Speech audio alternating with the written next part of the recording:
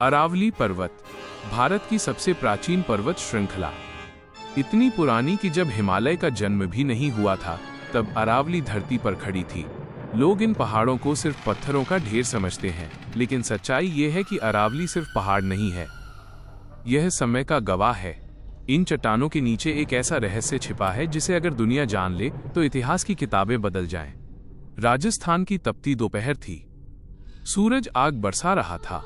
Delhi university का research scholar Aditya अपनी jeep से उतरकर अरावली की पहाड़ियों को ध्यान से देख रहा था। वो भूगोल का नहीं, इतिहास का छात्र था और आज वो यहाँ किसी सामान्य रिसर्च के लिए नहीं आया था।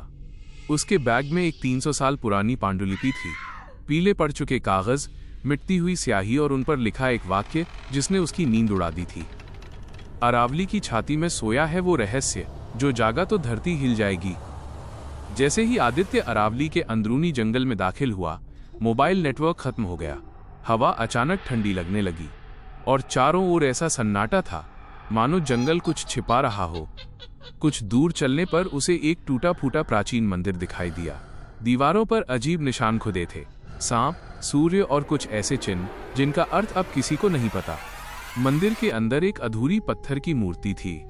उसकी आंखें खाली थीं, लेकिन ऐसा लग रहा था जैसे वो सब कुछ देख चुकी हो। जैसे ही आदित्य ने उस मूर्ति को छुआ, धरती हल्की सी कांपी और मंदिर के पीछे एक गुप्त रास्ता खुल गया। ये कोई प्राकृतिक गुफा नहीं थी, यह किसी प्राचीन सभ्यता द्वारा बनाया गया रास्ता था।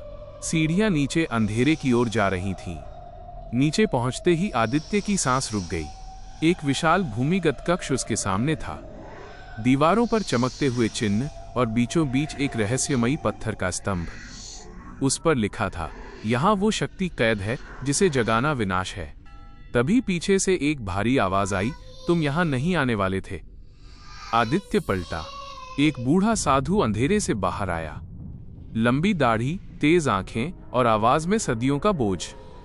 साधु ने बताया कि हजारों साल पहले अरावली के नीचे एक अजीब शक्ति खोजी गई थी, इतनी शक्तिशाली कि पूरी धरती को बदल सकती थी।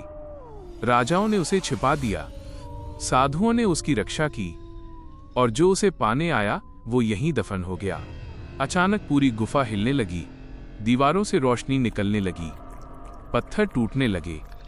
साधु चिल्लाया, अब इसे रोकना मुश्किल है। आदित्य के सामने आखिरी फैसला था, या तो भाग जाए या इस शक्ति को हमेशा के लिए सील कर दे। उसने आंखें बंद की और पत्थर के स्तंभ पर हाथ रख दिया। एक तेज रोशनी फैली, एक जोरदार धमाका हुआ और फिर सब शांत हो गया। जब आदित्य को होश आया, वो अरावली के बाहर पड़ा था। पहाड़ वैसे ही खड़े थे, शांत, रहस्यमयी।